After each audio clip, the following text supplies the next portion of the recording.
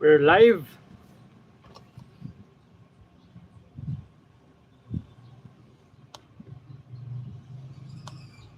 Hagbayon Channel here. There are so many YouTube channels all around with better content, with better production, with more followers. I enjoin you to uh, visit those channels and only stay here if you have extra time. By the way, maybe you've been seeing this. Um, I've been wearing this for a while. This is actually a wild boar tooth, and this one is a vintage slug of the M1 Garand. This is actually World War II era. Uh, I mentioned this because for this session, for this online tambayan session here at Hagbayon Channel, while I also pass the time because it's quite rainy outside, we'll be talking about wild boar tooth pendant amulet again. Um, of course, we've talked about amulets before, but we'll be talking about wild boar tooth pendant amulet uh, as it is and focus on it. By the way, Jason here for the Hagbayon channel. This small YouTube channel started in 2007, and this channel is devoted to current events, literature because I'm a writer. Um, what else? Rock music because I'm a rock guitarist. Uh, Martial arts because I'm into empty hand and bladed, blade-based martial arts. Blade culture because I'm into blades research and also blade building. What else? This channel is also devoted to the outdoors because I like the outdoors. I go camping, hiking, etc. And well, of course, also for prepping in survivalism. When people ask me about it, I call it a useful hobby so that I don't have to explain myself. It's a useful hobby. But actually, yes, it is a mindset, and yes, it is a philosophy, and I practice it, and so should you. Right, going back, let's talk about wild boar tooth pendant as amulet once again. Well, the question now is why do I like wild boar tooth pendants as amulet? And maybe if you are really interested also in this particular topic, why do you like tribal apparel? Kindly post or comment down the comment section below. Why do I like wild boar tooth pendants as amulet? Well, um, contrary to what people believe, I may look like East Asian, but I actually have Filipino tribal roots, particularly the Subanen tribe of Mindanao, also the Tausug tribe, because my grandmother is actually my maternal grandmother is actually from Mindanao and of Muslim descent or Muslim blood. So there, I like it because I also have my tribal roots, so to speak. And in fact, I am of the so-called Subanen or and also of the so-called Tausug lineage because of my Muslim connection or my Mindanao connection. Well, I also like it because it's tribal, it's ethnic, and I've been really interested in tribal culture, pre-Hispanic culture. In fact, even my subjects in literary criticism as part of my writings, okay, even my subjects on such genre have delved into uh, pre-Hispanic poetics, pre-Hispanic aesthetics, particularly on poetry.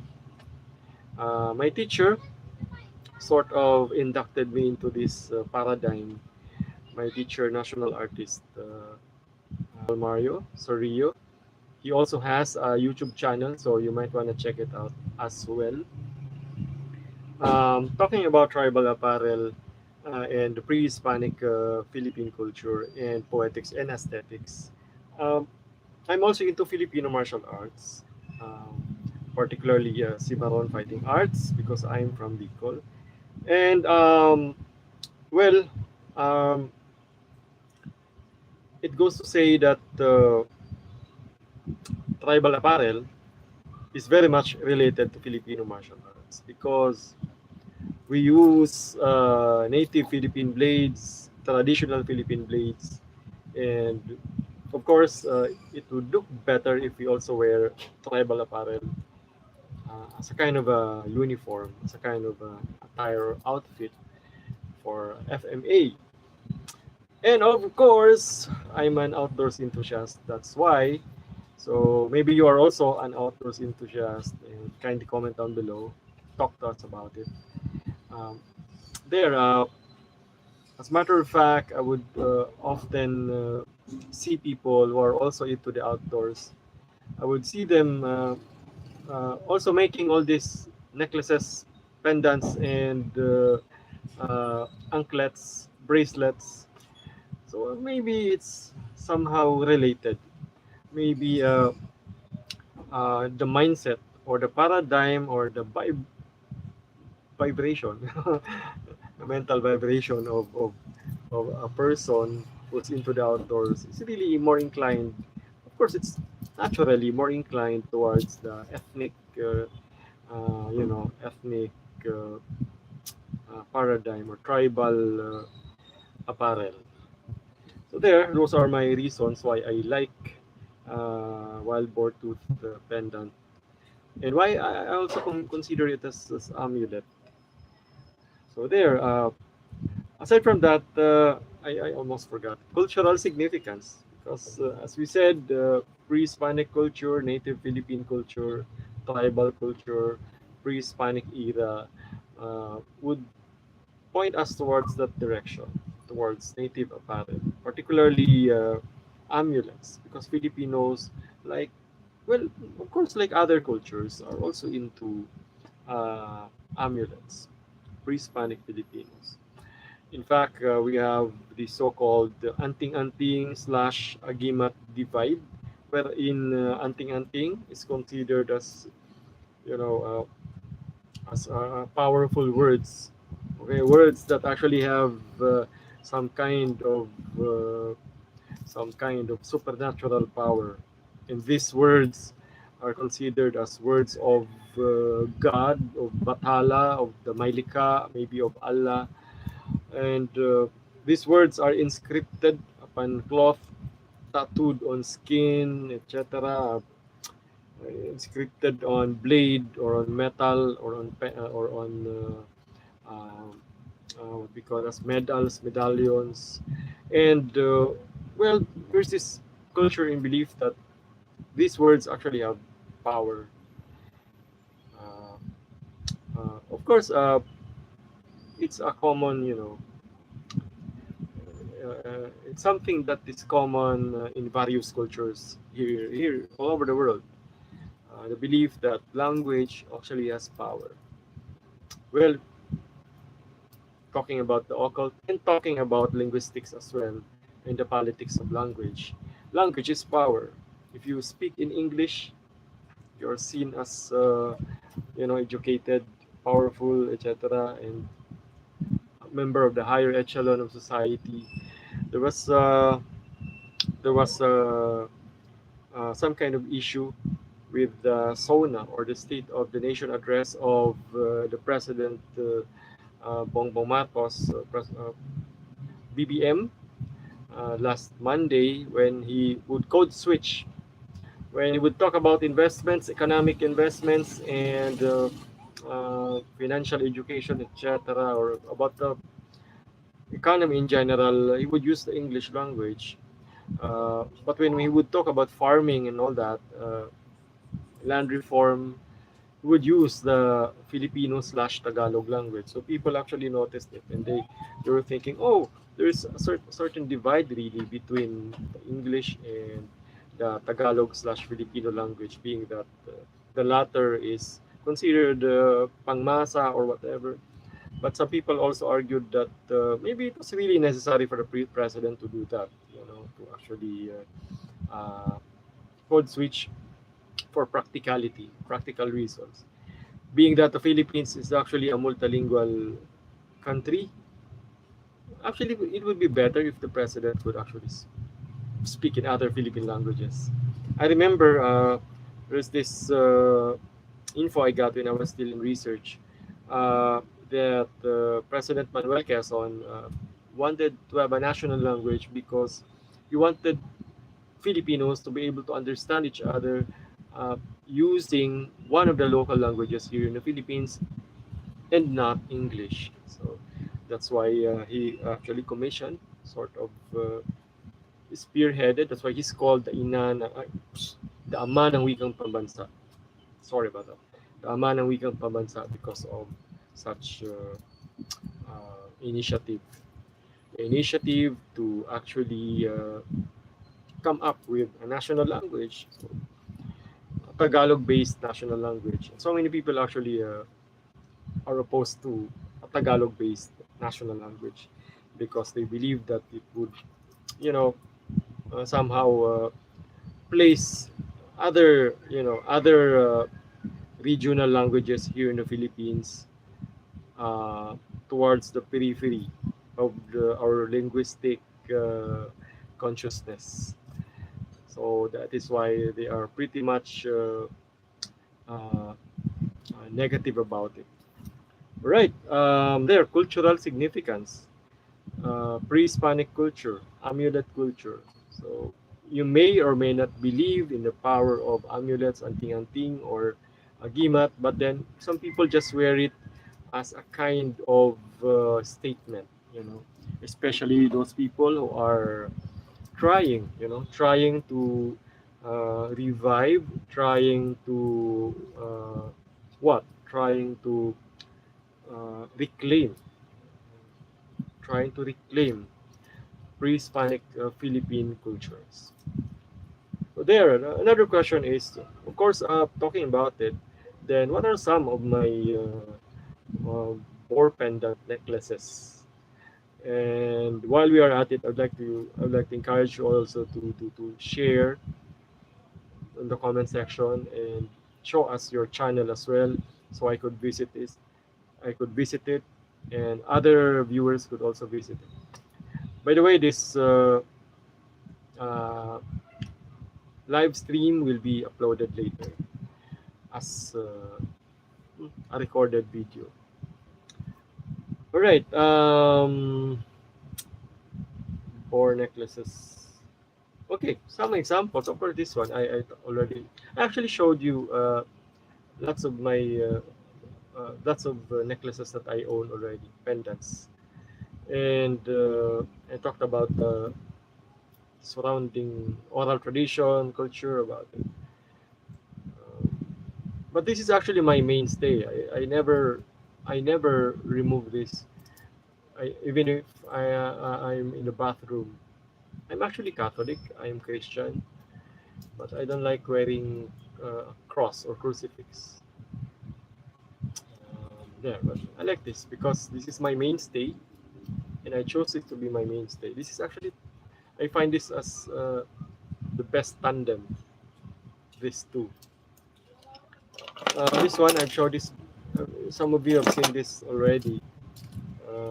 This is actually from the Cordilleras. So this is actually a neck knife. So very very useful when you are outdoors hiking, camping. This is very useful. At the same time, very much part of Cordilleran culture. Just look at the color of this lace. So very, very much Cordilleran. Wonderful. Made of wild boar tooth pendant. This one as well. This. Mhm. My necklaces got entangled. Okay. Had this made by my friend named Eman. Hi there, shout out to you, Eman. So there, really cool. This is reticulated python bone, snake bone. So there, really cute. Not too big, not too small. Pointed. So I say pointed because my other wild boar tooth pendant is not pointed. So, I mean, it's not sharp. I mean, it's a bit pointed, but not sharp. And it's big. You know, I got this from a friend of mine who is a blacksmith. He got this from the Aitas of Pampanga. So there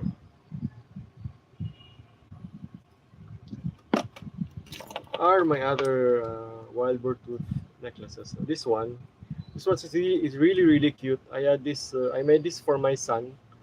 So this has wild boar tooth as well, and this is actually I got this from a friend of mine. A friend of mine made this. Uh, I don't know where I got this. I think this is M16 slug. I'm not really sure. It's bronze. Everything is bronze. Even this part is also bronze. And this one is also snake bone. Really nice. Really cute. Really small. Would suit my son. So, but I don't really. I let my son wear this when we are hiking, when we're going to the farm, etc. So, but I still keep it because he might lose it. Knowing kids, you know. Of course, this is my mainstay. This one is my mainstay. This is my favorite because somehow this is complete.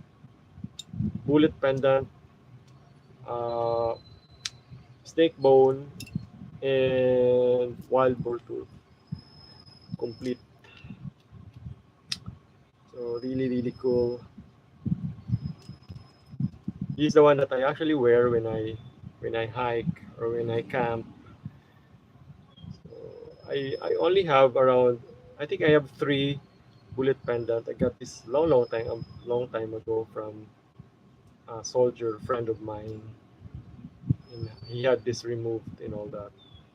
So there, I only have three of this. This one is different. This one I got this at Mount Isarog. This is actually World War II era. If you want to learn more about it, you can check my, if you want to get more info about it, you may want to check my older videos. My hiking videos, my relic picking videos up there at Mount Isarog. Really nice. So I also encourage you to, collect tribal apparel, tribal necklaces, not necessarily wild boar tooth pendant. Of course, this one is my, you know, thumbnail for this video. This is actually my motorcycle key, plus my top box key and the the key to the padlock of our gate. And yeah, there, really nice. No, this one I got this from. This is also wild boar tooth. I got this when I bought a necklace or a pendant from an ethnic attire peddler, Rasta, you know, Rasta artist in one of the fiestas. and I removed the lace and thought of actually modifying and attaching it here.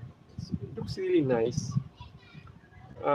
Pretty much suitable for a motorcycle keychain because it represents the motorcycle as caballo or horse and horsepower.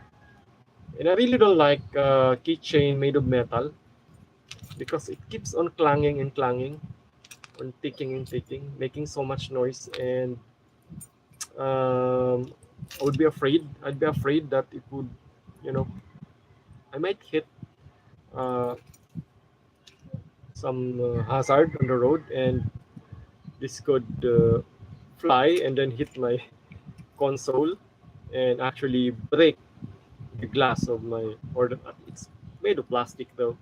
The the you know the console, if it's made of metal, so I prefer something that's not made of metal. So, yeah.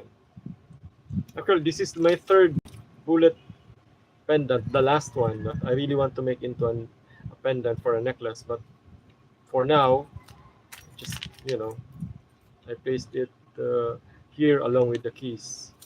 Really nice. I like it. Now I discovered that wild boar tooth also has some kind of variation. This is different. Look at it. It's thicker, rounder. Compare it with something like this. This one is different.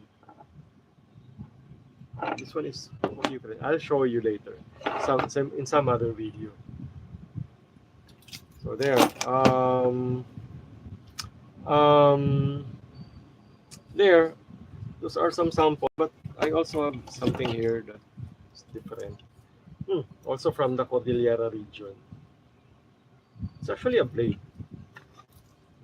Really nice, really cute, and it has wild boar tooth here. This is the so-called tactical pinahig. It is really nice, made in Cordillera, and very, very much a collector's item. So, what do you think? I really like this one. The wild boar tooth here. I really like it. There. With pragmatic purpose, not only for display. This actually is a real blade and you can use it. So it's tactical pinahig, but I don't intend to carry this around. I might lose it. I might lose it. So better not. Now another question is how does this enhance my outdoors experience? Wearing all this stuff. For example, let me check this one. Let's try it. Let's wear it. I don't know if it will be visible, considering the way my monitor is.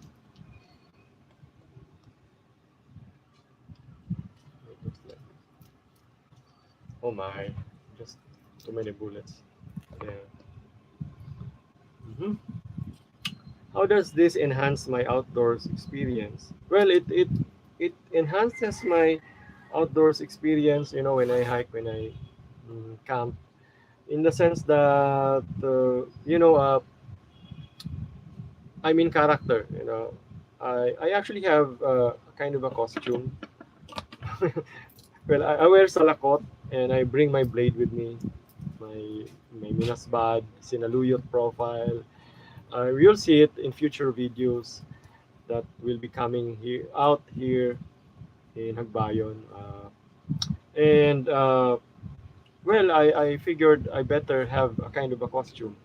So I created a kind of a fictional character, but it's actually something I really, because I'm a writer, but it's a cosplay thing, but I actually regularly wear it when I go to the farm. So it adds to the excitement and to the fun. Going to the farm while on a particular costume that is not really expensive. That's actually very, very natural. Only that with a little bit of tinge, or with some tinge of creativity, right? So it enhances my experience because it becomes like my costume. Also psychologically, yeah, psychologically it helps me because I wear it. I wear my attire, tribal attire, my pendants. So I'm in the mood, my proper mindset for a hike or for a camping expedition. And of course, I would also be feeling inspired. I would be feeling inspired because I'm in proper attire, and of course, I'm psychologically prepared. So I'm also inspired, and I would feel like I am a tribal, warrior of sorts. Maybe I would be attuned, with my uh, Subanen slash also Tausog, uh, blood lineage. Okay, what else? Well, experiences. Okay, here in my notes, I have to talk about some experiences. Well, farming. I wear it when I farm, as I said, and it enhances not only my psychological and mental makeup, but also my physical makeup because I'd feel stronger. And at one point, I was trying to carry some bananas and I couldn't carry them, and I had to cut and cut and cut them so much that when I got home, I was able to bring only a few. But later on, the next day when I wore my proper attire, when I got to eat some wild boar, some wild boar dish from a friend IP who made me taste it, I actually felt stronger. It's true when they say that wild boar, being that it's organic and it eats only vegetables and what else? Kamote, sweet potato, root crops. What else? It eats vegetables. It eats coconuts. Yes, it's that strong. This could actually pry open a coconut. Okay. Well, I actually felt stronger. I actually felt stronger. And I also asked my IP friends how they hunt wild boar. It's part of their ritual, and they usually have this so-called litag and atbong. Litag is, they set up a snare made of rope. So there, it's a snare made of rope. Atbong is when they dig on the ground and create a hole where the wild boar would fall off. But it's quite dangerous, so they would rather uh, make litag instead. And talking about wild boar, it's actually nutritious, as I said, but there are also hazards. If it's not cleaned properly, you could also get sick. So make sure, if ever that you want to try one, make sure that it's clean, properly cooked, etc., etc. Um, there. But remember also that it's better to get it, partake of it when you're with some indigenous peoples here in the Philippines and not with other hunters. Because IPs are actually allowed as per their culture and their rituals. They're allowed by law to hunt some wildlife, only selected, only a few. But judging from the way they hunt, they just use rope, snare. I don't think they will be able to capture that many. Unlike in the U.S. where they use rifles, even machine guns, even metal cages, where electronic cages that would actually fall off and capture uh, 20 or more hogs, feral hogs at a time. And now after that, here comes the hunter, and he would now shoot the the wild boar, the wild boar, uh, the wild boars. I mean, using the rifle and killing them one by one, killing all of them. So so much so much different here. We just use the so-called ditag and the so-called akbong. But I've been seeing videos here on YouTube, feral hogs, wild boar being fed to Komodo dragon. So the Komodo dragon would actually eat or swallow the wild boar alive. What do you think of that? Some people would argue there's so many wild boar, but there's not much Komodo dragon. So I think that's justifiable.